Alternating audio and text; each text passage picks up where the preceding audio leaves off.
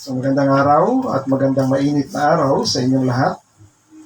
At damang-dama na natin ang init ng kapanahunan. Tunay na summer, no? Pero ang masaya niyan ay ang mga halaman, lalo na ang mangga. Na iyan ang panahon ng mangga na talagang hitik sa bunga. Asan ang mangga natin ngayon?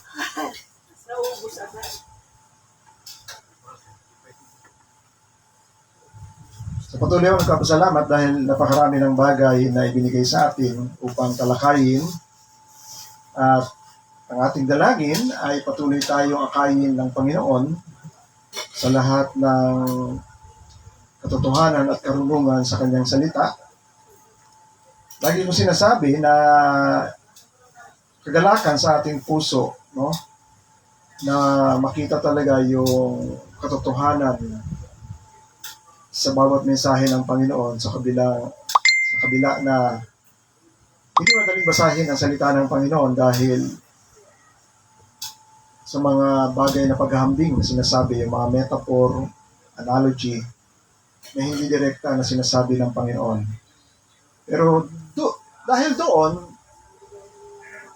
ay ginagabayan tayo ng Panginoon, no? Tinuturuan. Dahil siya talaga ang ating guro, no?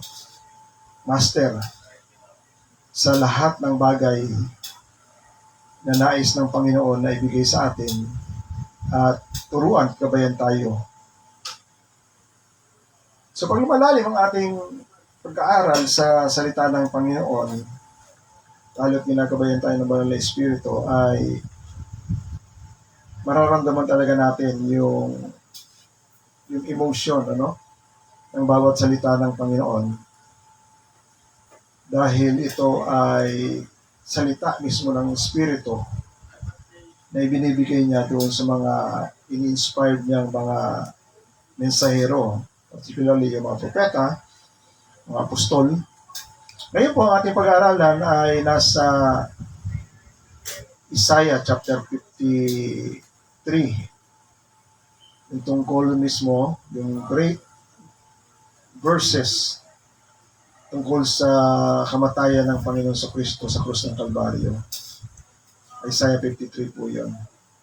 Yung verse 1 lang po ang ating tatalakayin, no? Pag binasa natin lahat yan, iyan ang kwento mismo ng paghihirap. At yung paghihirap ng Panginoon na yun ay itinatawag nila na the Great Exchange, no? Yung ipinagpalit. No, mababasa nyo dyan na siya ang pinarusahan para sa ating kapayapaan. Diba? Kaya nakalagay dyan, no? He was pierced. Siya ang na-pierce. Pero sa atin ang kasalanan for our transgression. He was crushed. Hindi dahil sa kasalanan niya, dahil sa ating iniquities, mga kalapastanganan, no? Upon him was the chastisement. Ano yung chastisement? Pagpaparusa. Na nagbibigay sa atin ng kapayapaan. At sa kanyang mga latay o sugat, siya naman natin kagalingan. Pero marami, nung tayo bago-bago lang, kinukote natin ang verse na yan na ginagawa nating physical healing. Pero ang totoo, yan yung wounds healed yan. Kasi sa Bible, itinuturing na disease ay ang sin, no? Di ba? Kung maalala niyo yung salita ng Panginoon na sinasabi, ang hindi na kailangan ng doktor. Ano ang kailangan ng doktor? Kaya may sakit. Sinasabi ng Panginoon. Marito ang manggagamot doon sa mga may sakit. So kung nakuha mo agad yung ibig sabihin ng Panginoon doon, iyon ay tungkol sa kasalanan. Na pumarito siya para bigyan ng kagalingan yung ating mga kasalanan na tinuturing niya na iyon ang ating mga kasakitan. At siya ang ating dakilang manggagamot. Kaya makikita ninyo, no? May mga pinagaling ang Panginoon, ang salita na ginamit, hindi, by your faith, you are made whole. Hindi heal. Whole. Imutan ko na yung verse na yun. No? Hindi ko maubos maisip bakit whole.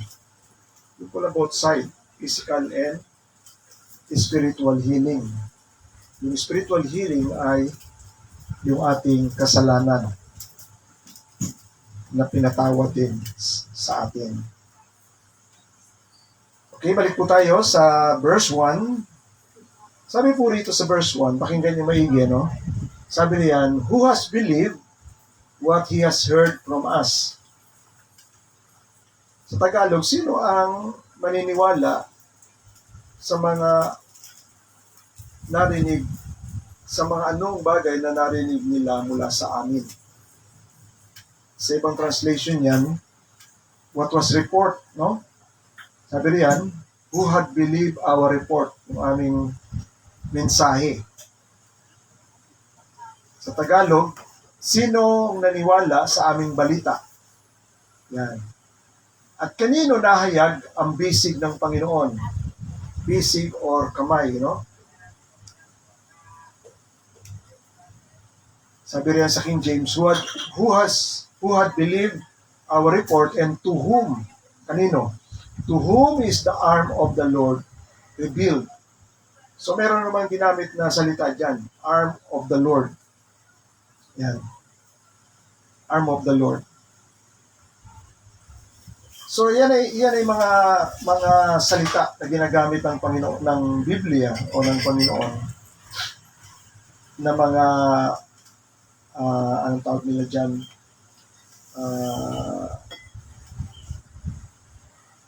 simbolo. Dahil unawain natin, nung wala pa nilikha, siya ang designer. Ang Diyos ang designer. So everything na nag-come out from nothing, totally, ang Diyos ang gumawa noon, at the same time, ang Diyos din ang nag-design. At in-establish na ng Diyos yon, yung konteksto na yon, yung idea na yon. Pero siya ang pinagmula noon, no?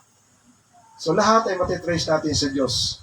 Pero when we are thinking about God, hindi talaga natin siya maituturing sa physical form natin. And yet, the same thing, He worked. Kasi, iwinangi sa atin, di ba? Ganun ang work niya. Pero sa ibang konsepto, sa espiritu. Pero yung idea na yon, galing sa kanya yon. Pero sa ibang konsepto mo siya mag-grasp. Dahil wala namang arm ang Panginoon. Pero when you think about arm, so bago tayo dumako roon, sabi ko dito sa aking introduction, ang magkasunod na tanong sa chapter 53 verse 1 ay may kinalaman o ugnayan sa isa't isa. Katanungan ibinigay ng banal na espiritu sa mga tao o sa mga magmemensahe. Ang nakatutuwa, ang makakaunawa sa kasagutan ng mga tanong na ito ay makakaunawa rin sa daan ng kaligtasan. Ulitin ko ha. Yung katanungan na yan ay may kinalaman sa way of salvation.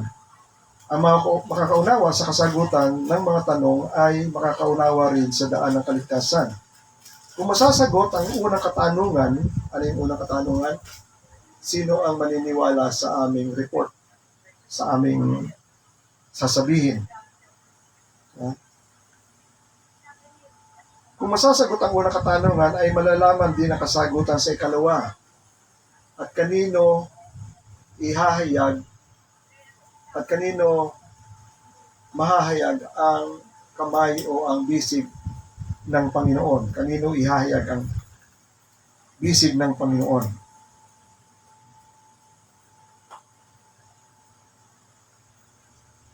Kung masasagot ang unang katanungan, ay malalaman din ang kasagutan sa ikalawang katanungan. Binanggit ito o kinot ito ni Apostol Pablo sa sulat niya sa Roma, chapter 10. So, tingnan natin sa Roma, chapter 10. Yan, sa verse 16. Pero umpisa natin sa verse 14, sabi riyan,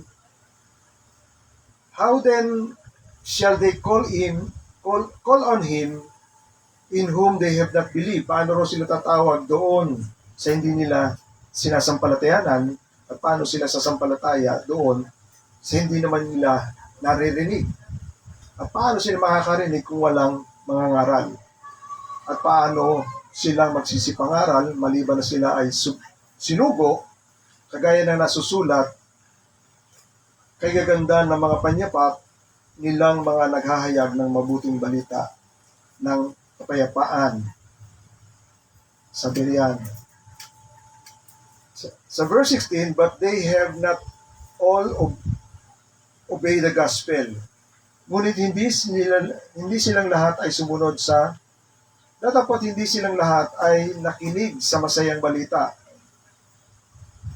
Sapagkat sinabi ni Propeta Isaias, Panginoon, sino ang maniniwala sa aming balita? So kinukot niya ni Apostol Paul, no? Kaya nga, ang paniniwala ay nanggagaling sa pakikinig at pakikinig sa pamamagitan ng salita ng Diyos. So dito niya nailabas yung doktrina, faith comes by hearing, doon sa unang tanong. Sa unang tanong. Who has believed what he has heard from us? Ilalim, ano? Sino ang maniniwala sa aming report o sa anumang bagay na narinig nila mula sa amin? Tanong lang siya. Pero na-capture ni Apostle Paul yung idea na ito palang tanong na ito ay tumutukoy sa pananampalataya.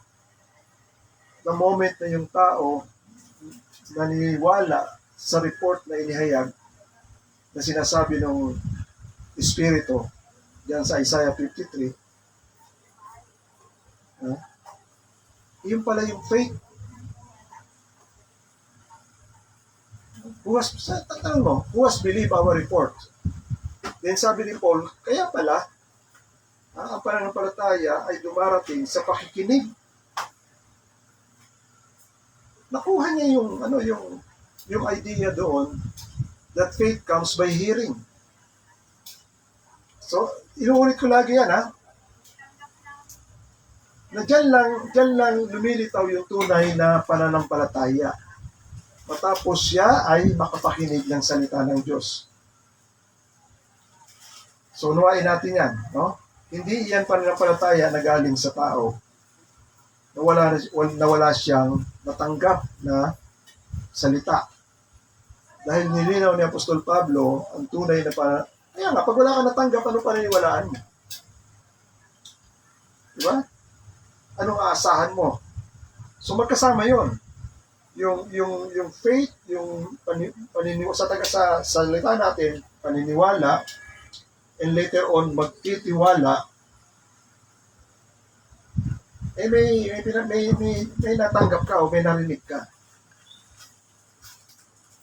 Kaya nga, paano ka maniniwala doon? Wala namang ginagawa siya roon, hindi siya nag-iingay. Diba? Pero nung nangako siya sa takbo ng henerasyon ng mga tao, unti-unti nagsasalita ang Panginoon.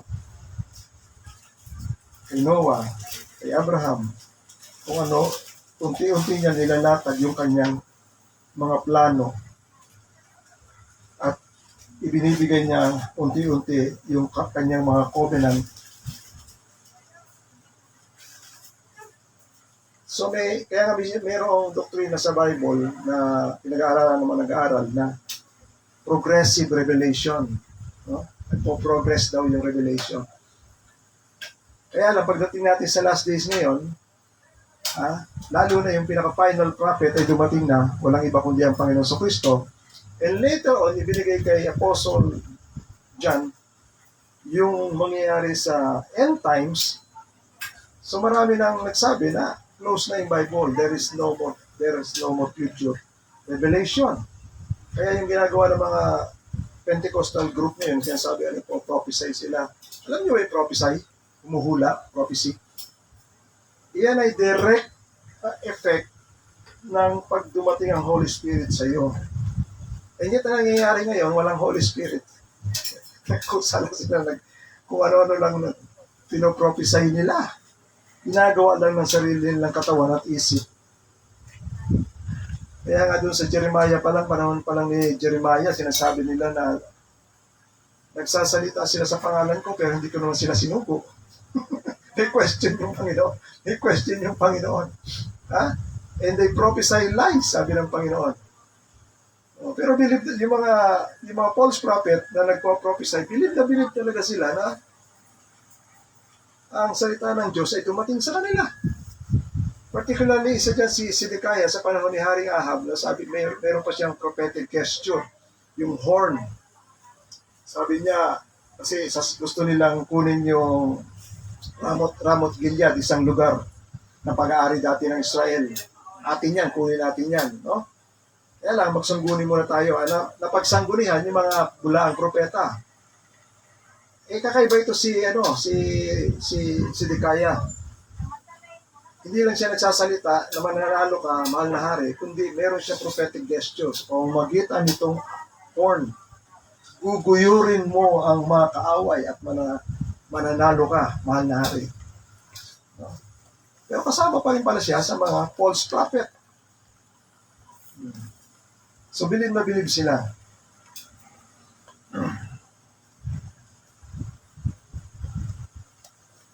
So, yung sino ang maniniwala sa aming report at kanino ihahayag. Magkarugtong yan, magkasama yon, no? Na katanungan sa Isaiah 53. So binanggit ni Apostol Pablo sa sulat niya sa Taga-Roma, chapter 10, verse 16 hanggang 17, ang kasulatan ni Propeta Isaiah sa Isaiah 53, verse 1. Matapos maunawaan ay pinaghugutan mismo ni Apostle Paul ng pinanggalingan ng tunay na pananampalataya. Kaya nga, ang paniniwalay nanggagaling sa pakikinig at pakikinig sa pamamagitan ng salita ni Kristo. Ito rin ang katanungan na nasa puso ng naghahayag ng Ebanghelyo. So yung salita na yon, sino maniniwala sa aming report? Yan yung heart ng mga evangelist. Sa dami na pinupuntahan, sino kaya maniniwala dito? Lalo na nung unang panahon na inihahayag nila yung gospel. Na yung mga tao ay may mga sarili-sarili na silang paniniwala at may sarili-sarili na silang mga Diyos. Kaya nga pagdating nila Paul doon sa Athens, sa Corinthian, tawag sa kanya Babbler. Nag-i-introduce ng bagong Diyos. Pero interesado pa rin sila. Kaya papakinggan nila. So nung marinig nila na iba yung kinikwento niya, lalo na nung banggitin niya na itong taong to ay namatay at muling nabuhay, parang sobrang wow sa kanila yun. Di na nila pinaniwalaan. So kukunti na lang ang nakinig sa kanya. So, to whom, sabi riyan, to whom has the arm of the Lord been revealed? So una, ano ba yung arm? Sabi ko sa inyo. Yung arm ay symbol of authority. Ginagamit natin yan, di ba? The long arms of the law. So yung konsepto, bagamat sabi ko sa inyo, ang nagsasalita dito ay ang Diyos Ama. At sinasabi niya, may arm siya. Kanino niya ihahayag yung arm niya ngayon? So, matalinghaga talaga. Ano ba yung arm na yan? Pero pag lilimiin natin o iisipin natin, Ito yung instrumento ng Diyos, Ama. No? Ang arm ay instrument for working. Pansinin nyo, ang arm ay instrumento para sa paggawa. Ang arm ay gamit para tulungan ng ibang tao. Ang arm din ay ginagamit to care. Doon makikita yung expression of love by embracing. No? Ang arm din ang ginagamit para ibigay ang pangangailangan ng iba. Ang arm din ang ginagamit for protection. Ang arm din ang ginagamit to fight the enemy. So lahat ng yan, sinabi ko nagamit ng arm. Pero lahat ng yan makikita mo kay Jesus Christ. Na sinasabi, siya ang arm ng Diyos. Na lahat ng mga bagay na kailangan ng tao, pag-ibig, embrace, para ikaw ay ipagtanggol sa kaaway, no? Ginawa niya lahat yun. So sa madaling sabi, yung expression ng arm na sinasabi sa Bible, alam na natin walang iba yun kundi si Jesus Christ yun, the arm of the Lord. Si Jesus Christ yun, the servant of God the Father sent for the redemption of the world. So nakita nyo? Kasi ang tunay na kalagayan ng Diyos, Espiritu. Yan talaga ang tunay na nature ng Diyos. Pero how to execute yung gagawin niyang pagtulong, pag-redeem, necessitate na kailangan na magkaroon ng physical form. Kaya nga sinabi ng Panginoon, this is my son, na lubos kong kinalulugdan. Kasi siya talaga ang lahat na mag-a-accomplish ng wish. Alam niyo ba noong unang panahon, may desire lagi ang Ama sa kanyang kabanalan, no? Gusto niya ilapat yung kanyang judgment. No? Ay gumagamit siya ng instrumento, ginagamit niya yung ibang mga bansa para sakupin yung Israel, para ipanis. Ganun ang Diyos. May instrumento lagi siya. Kaya nga sa Bible, makikita ninyo na kahit na yung pagiging yung nagiging tanyag at lumalaki yung kaharian mo, pag pinag-aralan mo ng malalim, hindi ikaw nagpatanyag ng kaharian mo. Kundi merong isang power at merong isang mind na nasa likod noon na talagang itinalaga niya na ikaw ay maging isang pinakamataas na emperor na itatayo niya. Doon, sinabi ng Panginoon na kaya ang tao hindi makapagyayabang. Lahat tayo ay instrumento ng Diyos. Sabi ng Panginoon, ang palakol ba ay makapagyayabang na naitumba niya ang isang puno? Kaya ba ng palakol na itumba isang puno? Mali ba na siya ihawakan para ipalakol siya? So, sino talaga nagtumba ng puno? Yung magpapalakol, hindi yung palakol. Yun tayo.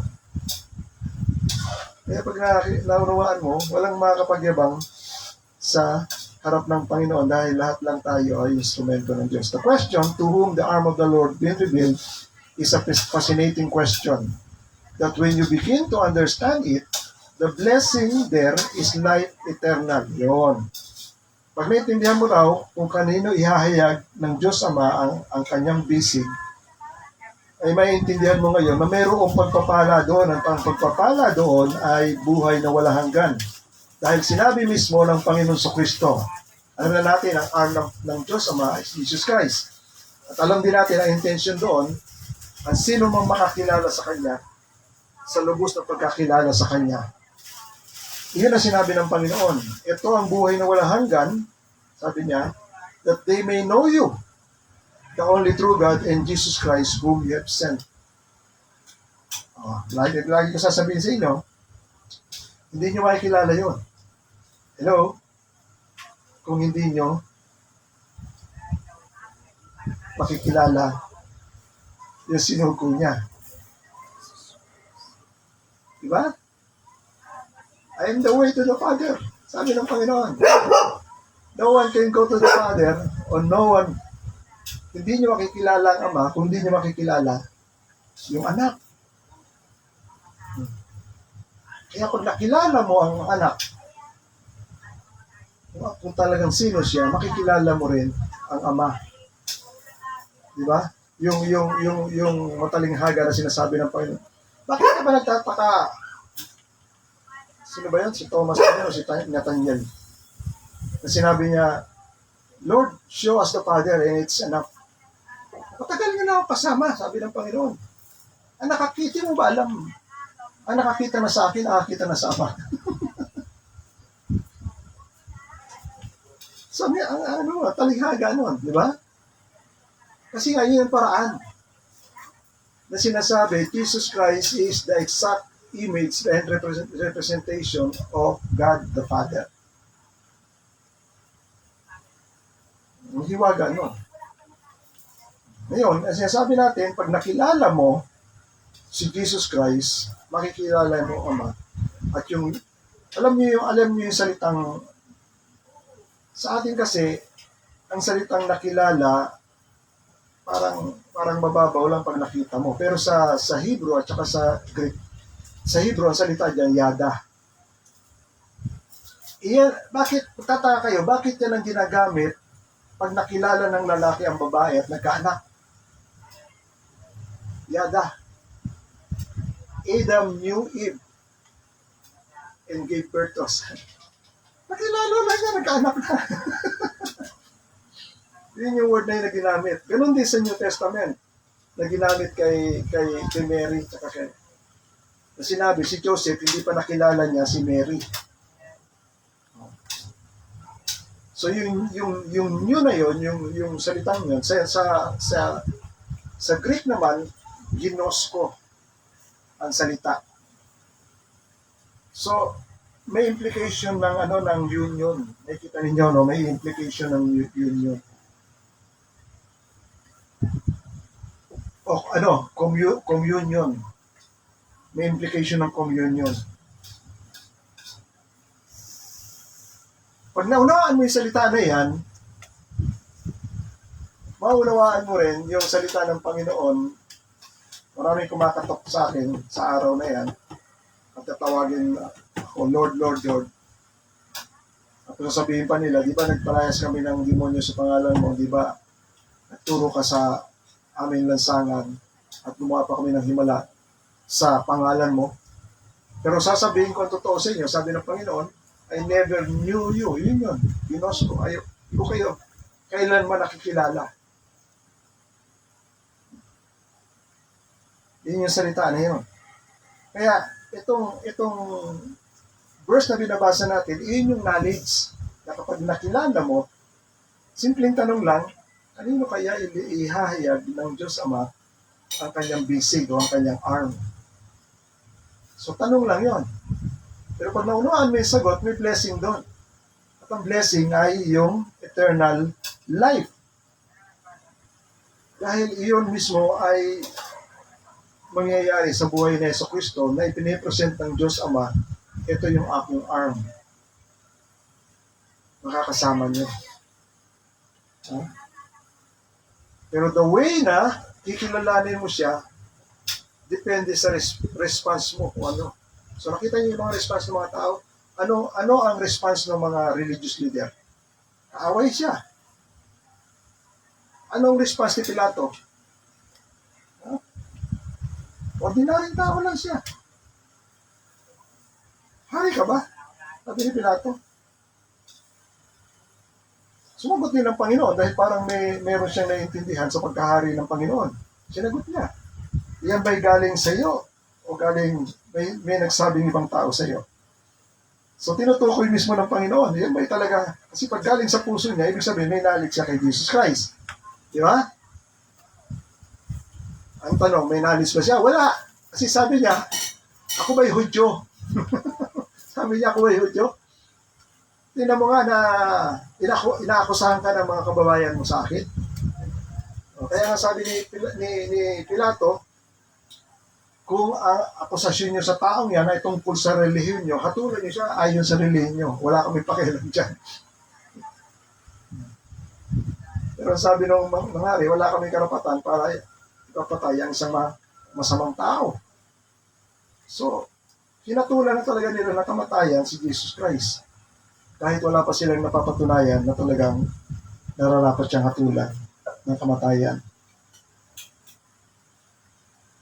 So, ito yung sinasabi natin, no? Now this is the eternal life, yung blessing, kapag nakilala natin ng tunay ang Panginoon. Now this is the eternal life, that they know you, the only true God, and Jesus Christ, whom you have sent. To the people whom God revealed His arm are the people who will come to know Jesus Christ.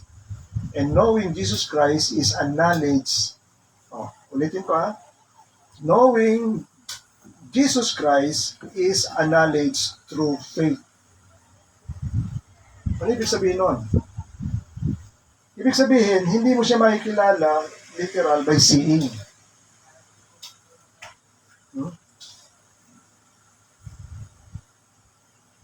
Hindi mo siya lubos makikilala by seeing.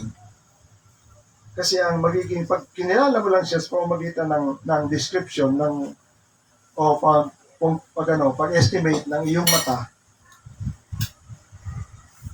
at kaalaman, lagi mo sasabihin, anak lang ni Jose yan, anak lang ni Maria yan, at may mga kapatid yan. Beyond that, wala na. Pero hindi lang yun ang description ng Panginoon. Diba? Kasi bago pa siya lumitaw, marami ang sinasabi ang lumang tipan patungkol sa kanya. Na meron siyang bituin na susunod sa kanyang kapanganakan. At yung bituin na yon ay sinabi doon kay Judah, di ba? A scepter will not depart from Judah. Ano yung scepter? Yung tungkod ng hari. So maraming bagay na nagsasabi sa Panginoon, yun ang hindi nila lubos na nakikita o pinaniniwalaan dahil hindi talaga nila makikita kay Jesus Christ. Doon lang sa mga nakakaintindi at binigyan ng pagkakaintindi ng Panginoon base sa lumang kasulatan na kanilang pinag-aaralan. Kaya nga nung tinanong ng mga Hudyo kung anong dapat nilang gawin para masunod nila ang gawa ng Diyos, sinagot sila ng Panginoon, ito ang gawa ng Diyos na kayo'y sumampalataya sa kanyang sinugo. Napaka-interesting, no? Yung tanong ano bang gawa ng Diyos para magawa namin? Initially, hindi mo magagawa ang gawa ng Diyos, pero yun ang kanilang usapan. Sa John chapter 6, verse 29. Sinagot din sila ng Panginoon. So ito ang gawa ng Diyos na kayo'y sumampalataya sa kanyang sinugo. So ano ibig sabihin lang ng Panginoon dyan? The moment na ikaw ay sumampalataya kay Jesus, hindi ikaw ang gumawa nun. Ang Diyos ang gumawa para mag-believe ka o maniwala ka kay Jesus Christ. Kaya nakita mo, no? Parang tricky ang salitaan. Ikaw ang naniwala, pero pag binasa mo ang sinasabi ng Panginoon, gawa ng Diyos sa buhay niya. This is the work of God. Work of God yun, that you believe to the one He sent. Kaya nga nung naunawaan ng mga apostol yun, sabi nila, Lord, salamat, ginawa mo kaming marapat para makilala ang iyong anak. You made us worthy to know your Son. Dahil yung knowing of your Son is life eternal doon sa mga makakakilala sa Kanya. Meron salita ang Biblia sa, anong tawag dito? Doon sa Sermon on the Mount. Isa riyan sa Matthew chapter 5 verse 8 na sinasabi, Blessed are the pure in heart, for they shall see God. Kung bago-bago lang ako na paano ko intindihan, ano ibig sabihin yan? Pag dali sa ibang puso mo, makikita mo ang Diyos. Either by revelation o mapapakita ba siya? Malapit na akong mamatay, may edad na ako, hindi ko pa nakikita ang Panginoon. Pero nung naunawaan ko, ibig sabihin lang ng pure in heart, wala kang mga malisya o anumang bagay na masama na itinatago sa puso mo, malinis ang iyong pakikipagtrato at kanino man mga tao, no, wala kang mga evil intention, wala kang ano.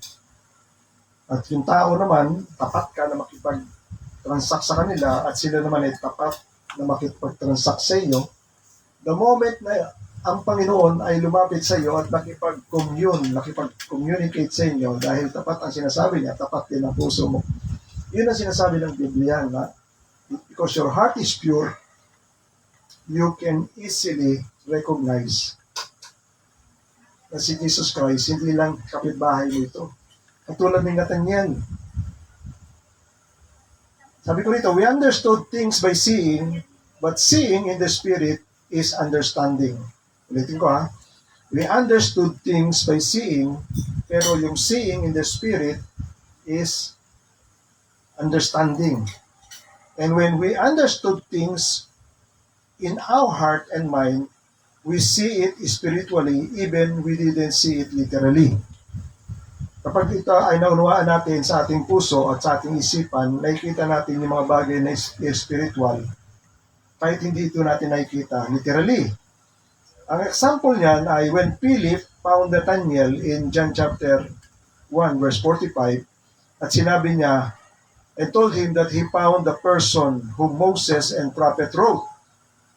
Hindi niya kagad pinaniwalaan si Philip right away, si Nathanael, no?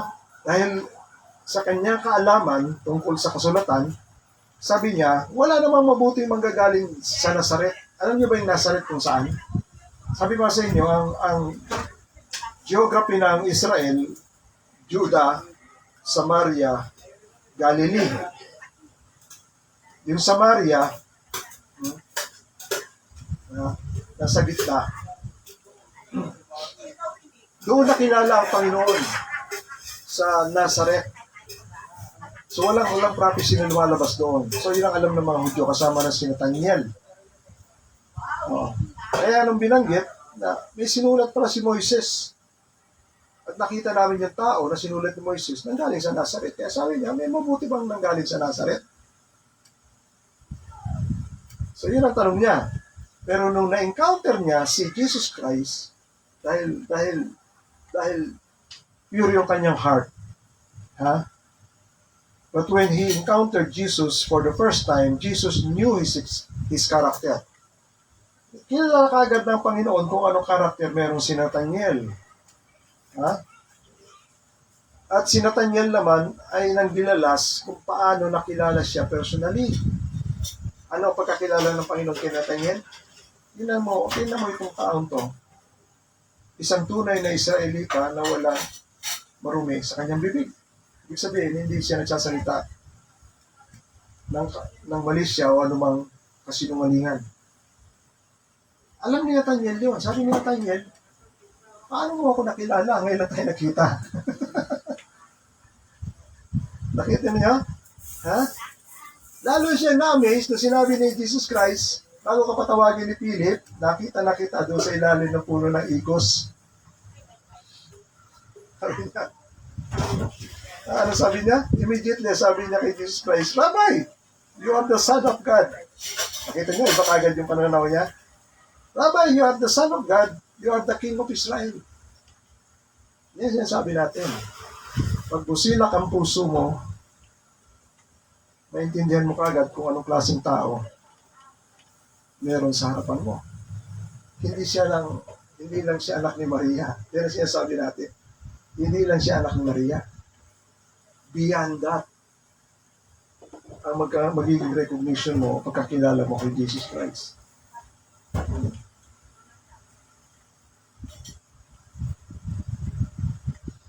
So John chapter 6, verse 37, may sinasabi ang Panginoon na maraming mga Bible student and scholar nag-aaway-away, no? Sabi rito, all that the Father gives me will come to me, and whoever comes to me, I will never cast out. Those who will come to Jesus are the people whom the Father will give to Jesus. They are also to whom the arm of the Lord revealed. So nakita nyo? Yung ilalapit ng Diyos kay Jesus Christ ng mga tao, iyon din ang mga taong ihahayag ng Diyos ang kanyang basic sa kanila. Meaning ipapakilala ng Diyos si Jesus Christ dun sa mga tao na yon. They are also to whom the arm of the Lord been revealed. This is also again an amazing and confusing statement that Jesus proclaimed. Who are the people that the Father will give to Jesus and the people to whom His arm He revealed? Ang Diyos ba ay kapresyoso sa pagsilik ng mga tao na ibibigay niya kay Yesu Kristo? O ang Diyos ba ay mayroong siyang napakataas na standard bilang basihan para piliin ang mga tao? Ang sagot hindi. Kundi inexplain o ipinaliwanag ng Panginoon dun sa kasunod na verse. Sabi ng Panginoon, nung sinabi niya, all that the Father will give me will come to me, and whoever will come to me I will never cast out. Sinabi ng Panginoon niya sa verse 44, no one can come to me unless the Father who sent me draws him, and I will raise him up in the last days. The people that will come to Jesus are the people that the Father will draw from the world. And how will the Father draws people from the world? Again, Jesus explained it to the next verse, and they shall all be taught by God. Tuturuan mo na sila. Sino yung God na yun na tuturo sa kanila? Walang iba kundi si Jesus Christ. God na nagkatawang tao. Diba? Every man, and they shall be taught, and they shall all be taught by God. Every man therefore that has heard and learned from the Father, come to me. So, sino yung lalapit? Sino yung idodraw ng Father papunta kay Jesus Christ? Sino yung mga tao na nakakarinig ng salita ni Kristo at natututo? Ano ibig sabihin na natututo? Naintindihan. Iniintindi nila yung salita ng Panginoon. So, pag naintindihan nila, katulad ni Nathaniel, sabi niya, you are the Son of God. Alam niyo, bagamat yung salitang Son of God sa konsepto ng mga Hudyo, divine being yun. Divine being. Even angels, nakalagay sa Job, tinatawag na sons of God. Divine being, iba yung kanyang iba yung kanyang katangian. He is a divine being.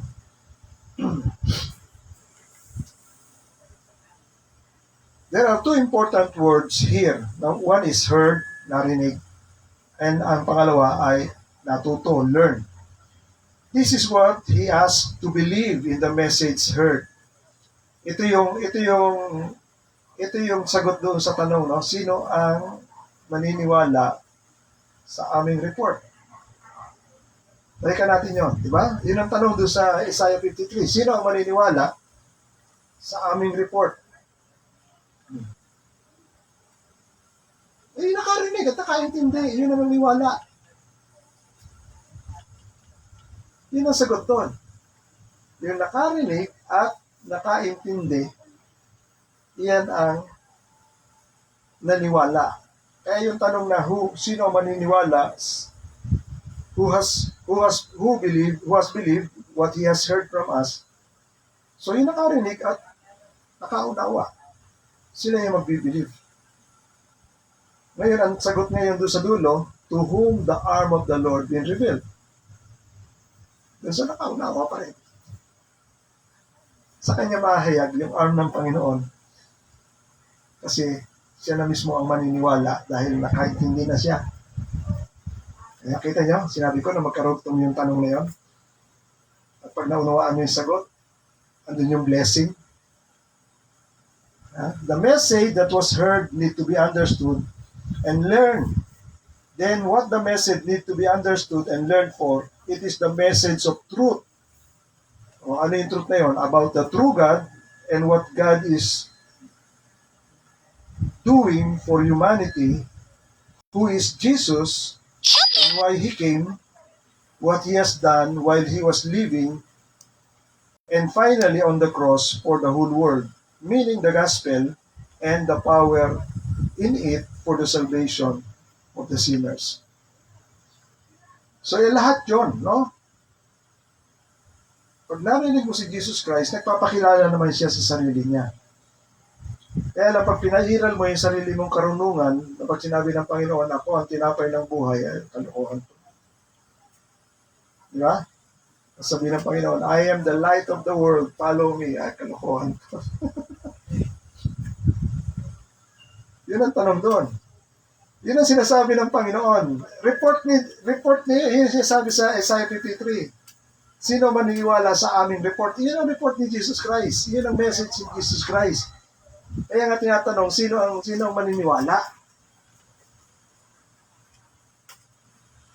Ang maniniwala, yung iintindi at matututo. Alam niyo yung katangian ng iintindi at matututo ka? Isang katangian na yan na ikaw ay mapagkumbaba. Kasi pag lagi kang mapagmataas, pag naramdaman mo at narinig mo lang parang walang kwenta yung sinasabi ng tao, pero totoo, malalim pala yung sinasabi niya. Nagpapakita talaga yun na ikaw ay napakataas. Naiintindihan niyo ba yun sa message ng pagdating ni John the Baptist? Ano ang message ni John the Baptist para ihanda? Diba? Si John the Baptist ang forerunner para ihanda ang tao pagdating ni Jesus Christ. Anong message niya? Prepare ye the way, sabi niya. Make level. Ano yung make level? Yung matataas. Bumaba. Kasi pag mataas ka, hindi mo makikilala ang pagdating ni Jesus Christ. Kailangan ka-level ka lang, kapantay ka lang, maging flat kayo lahat para pagdating ng Panginoon, madali siyang makakalakad at madali mo siyang makikilala.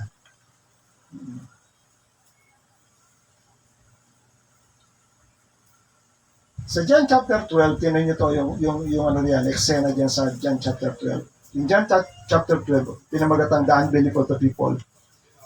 While you have light, sabi ng Bible, believe in the light.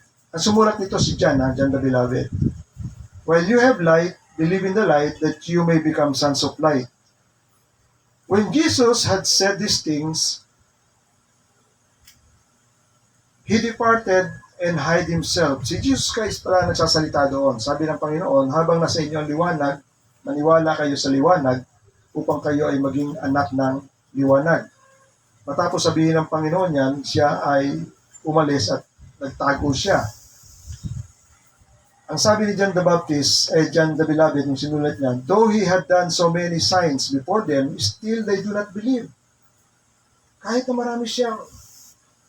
So ano yung mga signs na ginawa ng Panginoon ng mga miracle? Napakarami noon. Sabi ni John the Baptist, John the Beloved, kung isusulat natin lahat yan, talagang walang napakaraming libro yan.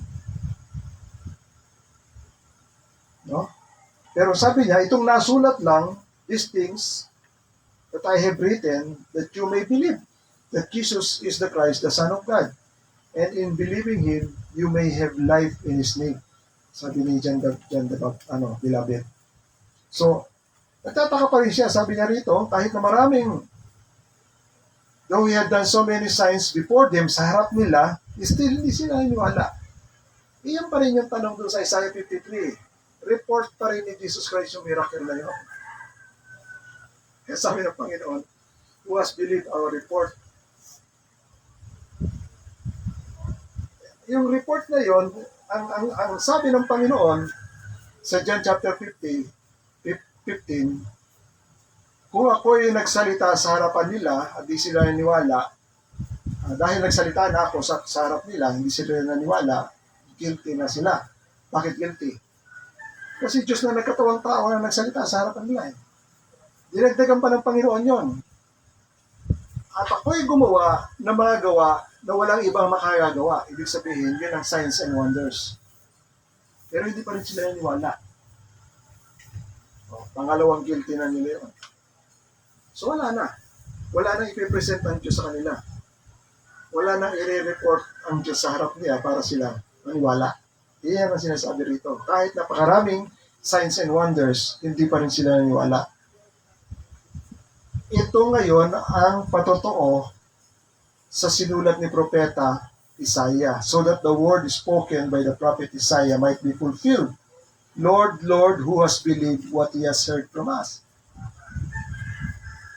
Ayun niyo, para bang isang naghihinanakit na puso ng isang mensahero. Lord, sino mo maniniwala sa i-report namin? Wala at ang tatanggap. No? Yung grievance lang yung ng Holy Spirit na sa puso rin ng mensahero. Sino po maniniwala? Pero ang unang mensahero na talagang nakakaramdam na si Jesus Christ. Dahil siya talaga ang tunay na mensahero na nagahayag sa kanila. Pero ayaw talaga nila maniwala. Kaya isinulat ni ano yan. Ito na ngayon ang katuparan ng sinulat ni Propeta Isaiah. Sino ang maniniwala sa mga report namin at kanino ihahayag ng Diyos ang kanyang bisig? Therefore, they could not believe. Again, sinabi sa ni Propeta Isaiah, He has blinded their eyes, binulag ng Diyos ang kanilang mga mata, and hardened their heart, pinatigas ang kanilang puso, lest they see with their eyes and understand with their heart, and turn, and I would heal them. So, double prophecy yun na nangyari sa kanila. Iyan ang isang napakahirap isipin na salita ng Biblia, na salita ng Diyos. Bakit ito sinabi yun? Kasi pag sinabi, He has blinded their eyes, parang pinapakita na direkta ang Diyos ang gumawa para sila hindi makakita. Talaga, He. Sinong He dyan? Yan God. Di ba? He has blinded their eyes and hardened their hearts. Ang Diyos nila nagpatigas ng puso nila. Para bang doon sa panahon sa Egypt, na sinasabi ng Panginoon, I will harden the Pharaoh's heart. Talaga sinasabi ng Panginoon yun. Pero ang tanong ngayon, gusto ba talaga ng Panginoon na siya tumigas ang puso? Basahin nyo yun ba talaga ang perfect will ng Panginoon na patigasin ang puso niya? Doon sa eksena na yun sa Paraon, na sinusugo niya si Moises? Ano ang will ng Panginoon doon? Yung perfect will niya. Nung inutusan niya si Moises, let my people go so that they may worship me in the wilderness. Yun ang perfect will niya. Ngayon, pag sinabi mo na ang Diyos din ang nagiging sanhi para tumigas ang puso nila, bakit pa niya sasabihin na let my people go kung ako rin magpapatigas ng puso niya? Di ba, naintindihan niyo? Contradiction yon. Ako nagpapatigas ng puso, tapos utusan ko yung tao, palayain mo siya para makasambahin niya ako sa ilang. Ako lahat na may gawa nun. Anong klaseng Diyos ka nun? Di ba? Pero, inaamin ng Diyos na siya rin nagpatigas ng puso. Kasi nga, naintindihan kaya, alam mo kung paano ko naintindihan yan. Merong isang way lang ng Diyos na righteous way. At yung righteous way na yan, itinuturing ko yan sa apoy. Kaya lang, yung apoy na yon nadadaan dyan, may dalawang bagay na tatamaan. Isang clay at isang candle. Yung candle matutunaw, susunod. Pero isang way lang yun, let my people go. Yung isa, clay. Pag dumating yung apoy, ano mangyayari sa clay? Titigas. So, ano nagpatigas? Yung apoy din. Oh. Di ba? Kaya ganito sinasabi ng Panginoon yun. I will harden their heart. Yan yung nangyayari. No? Gumagawa ang Panginoon ng milagro, dapat ito ay magdala sa kanila para maniwala sila kay Jesus Christ. Pero yung paggawa ng Diyos ng milagro, nagpapatigas pa sa kanilang puso. Yun ang tanong ngayon. At yun din ang tanong na Isaiah 53. Sino ang maniniwala sa report namin? Ha? At si kanino ihahayag ng Diyos ang kanyang bisig? Hindi makilala ang Panginoon sa ganung paraan. Pero yun ang paraan niya. Yun ang paraan niya para makilala. Walang pinag-iba yan sa isang prophecy ng Panginoon kung bakit siya binitay. Isang salita doon na natupad. Ano yun? They hated me for no reason. Kinamuhian nila ako ng walang dahilan. Ngayon, ano ang pinalalabas doon sa ganung klaseng eksena? Dahil yun ay talagang intention na ng Diyos na gawin. Ano ang pinalalabas ng Diyos doon? Na kapag ikaw ay namuhi ng walang dahilan, nagalit ka ng walang dahilan. Anong gusto ng Diyos? Kaya niya ginawa yun, in-intention niya talagang gawin yun. Kasi may purpose siya. At anong purpose niya ron? Na gusto niyang maranasan na siya ay kamuhian kahit wala siyang ginagawang masama. Ang ipakita talaga na siya evil. Siya ay wicked.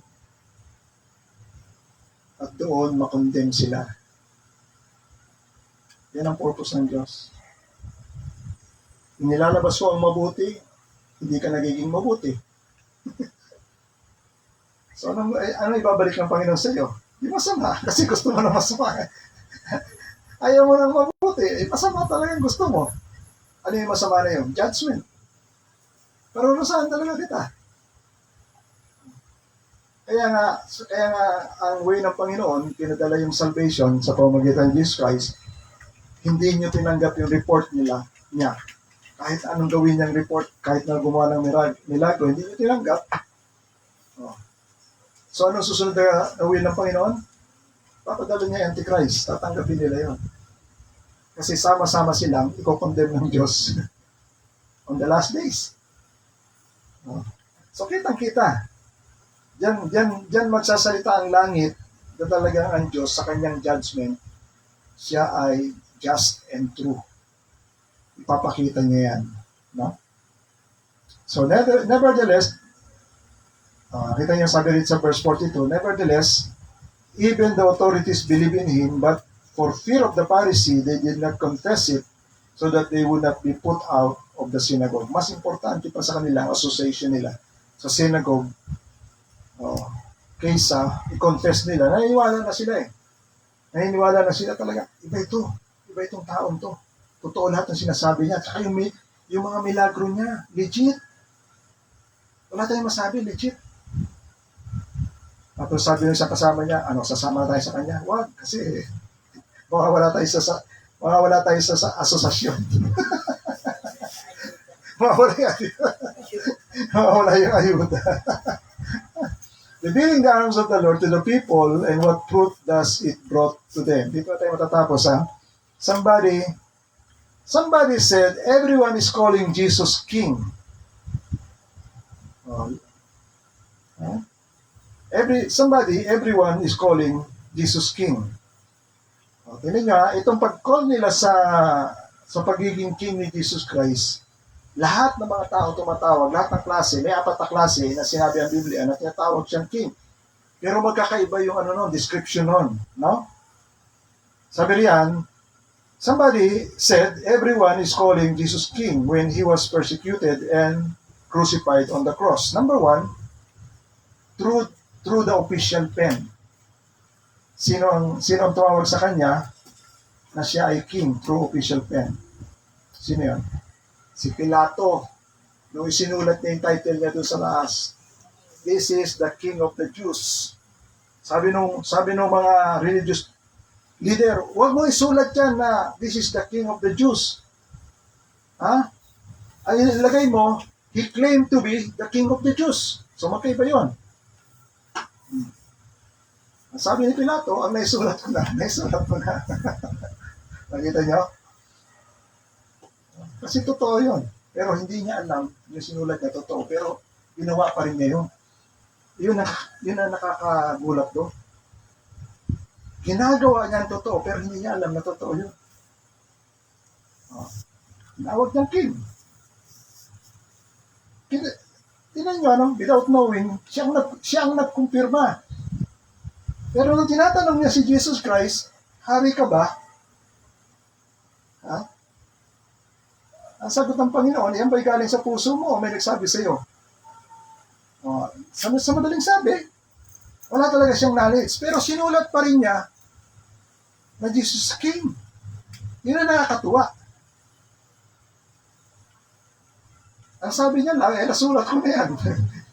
Wala nang buburo niya, nasulat ko na yan. Another, sabi riyan, they call him king, sabi diyan, through official pen. Number 2, by military mockery. Yung mga sundalo, hari pala ito. Suotan natin ng corona. Anong corona? Tinik. Ha? Suotan natin ng robe na purple para magbukang hari. Tapos lagyan natin ng blindfold sa mata. Sampalin. Hulaan mo kung sino ang sumampal sa iyo. Tinawag nilang king, pero through mockery.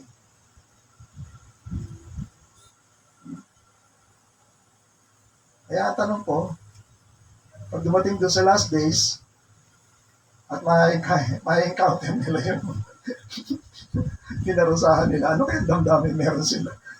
Ito yung pinagluloko ko. Ito yung pinagluloko ko na ako pa yung nanampal dyan sa... Talagang todo sisi ng mga tao na yan.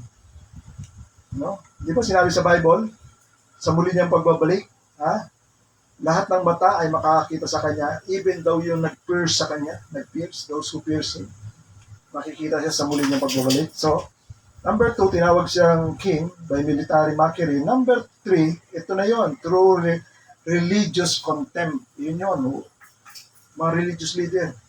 Huwag mong isulat na siya ang hari ng mga Hudyo. Isulat mo na inaangkin niya na siya ay hari ng mga Hudyo. So, tinawag rin niyang hari ng Hudyo, pero religious contempt, panunutya. Number 3, criminal insult. Yung dalawang nabitay kasama niya. Yung isa doon, yung isa naligtas Yung isa doon. Di ba? Nasa Luke chapter 15. Tingnan natin yung Luke chapter 15. Sabi rin sa Luke chapter 15, verse 32. Sabi rin, let Christ the King of Israel descend now from the cross, that we may see and believe. Sinasabi na nung isang kriminal. And they that were crucified with him reviled him. So sila yon. Hari ka pala, bumaba ka dyan para makita namin at kami maniwala sa iyo. Criminal insult. Yung pagbibigkas niya lang na siya'y hari, pero insulto. Pero ipakita mo, bumaba ka para... Kaya nasabi ko sa inyo,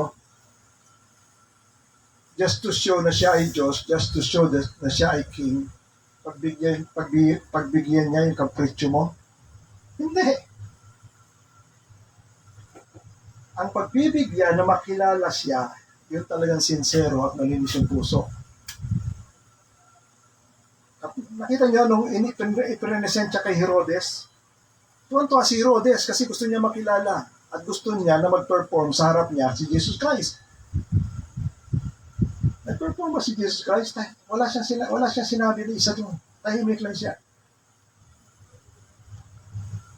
Iyan ang katotohanan ng sinabi ng Panginoon, don't give the pearl to the pig. Huwag mong ibibigay ang bagay na banal sa aso o ang perlas kasi wala sila talagang tunay na appreciation. At kapag wala kang tunay na pagkilala at appreciation, malalapastangan lang yung kabanalan ng Panginoon. At hindi niya talaga gagawin yun. Bumaba ka dyan para makita namin na ikaw talaga hari. At maniniwala kami. Do you think maniniwala siya? Yung dating pa lang niyang yun. Insulto na. Yan nakita niyo yung wisdom ng Panginoon. Oh. Kaya alam ng Panginoon kung sino talaga ang tunay na, kung sino talaga ang, kung kanino talaga i-reveal ng Diyos sa Ama ang kanyang arm. Kilala ng Diyos yun. Si Sakeo, di ba? Sa dami-dami na nag-aosyoso, kung sino pa yung makyat sa puno ng, si Komoro. Siya pa ang pinansin ng Panginoon sa dami-dami. Kasi sincero yung puso nun eh. Oh. Si Bartimeus, bulag. Kahit sinaway na, hindi. Talagang nagpumilit siya. Oh. Kasi kilala niya talaga. Yung darating ay hari ng mga Hudyo. Anak ni David. Firm siya doon. All the people who mock and revile Jesus never saw the truth in Him. Never saw, ignore, or didn't care for the truth. No? So kahit makita nila, they didn't care. Wala sa kanila yan. Siya sabi nga ng Panginoon sabi ng Panginoon kay Pilato, ang sino mang nakaayon sa katotohanan makikinig sa aking tinig. Parang ako ang parang inisip ko, anong katotohanan?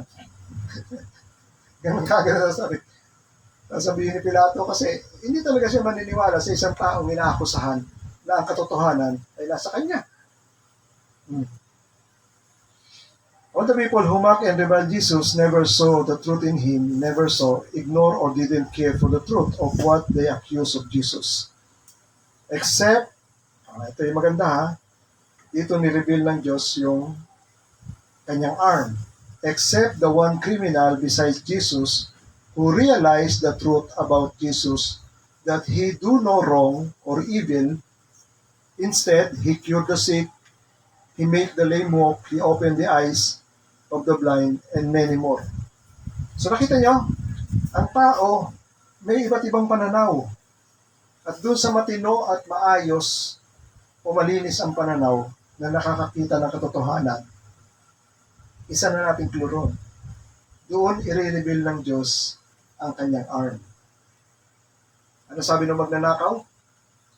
Mabuti tayo, na-crucify tayo kasi gumawa tayo ng criminal act. Pero itong taon to, kita niya? Wala tong nagawang kasalanan. Hindi natin siya kaparehas. Kaya in turn, nag-believe siya. Yun yung sagot doon sa who has believed our report. Ito yun, yung isang kriminal. Nag-believe sa report ni Jesus Christ. At ano ang benefit o fruit nung nag-believe siya? Ano yan? Today, you will be with me in paradise. Kaya nasabi ko, kung kanino i-reveal ng Diyos ang kanyang arm, ay may blessing at siya ang tatanggap ng kaligtasan. Amen? Tayong natin tumayo. Ama, purihin at takilahin ka, Panginoon, o sa wonderful word, Panginoon, sa Isaiah 53 verse 1. Tunay nga, Lord, na naka-inganyo kapag naunawaan namin sapagkat isang sincero at marugdog, Panginoon, na tanong yan. Pero nakikita namin, Panginoon, ang kagalakan doon sa mga taong nakakaunawa sapagkat sila ang tumatanggap ng gantimpala ng kaligtasan. Ang nakalulungkot, Panginoon, doon sa mga hindi nakakakilala. And they will continue to revile, Panginoon, si Jesus Christ, hahamakin, Panginoon, thinking na tama sila, thinking, Panginoon, na ayos lang yung kanilang ginagawa. Pero hindi nila naunawaan na yun ay magiging kapahamakan at katulad sa kanilang buhay. Salamat sa amin, Panginoon, na ito ay binigay mo sa amin pangunawa, Panginoon, upang makita namin ang katotohanan sa iyong mga salita. Salita mo, Panginoon, ay kamangha-mangha at kapilagilalas. Pero sa amin, Panginoon, lahat yan ay amazing because you're an amazing God, Panginoon. We bless and we honor you in Jesus' name. Amen and amen.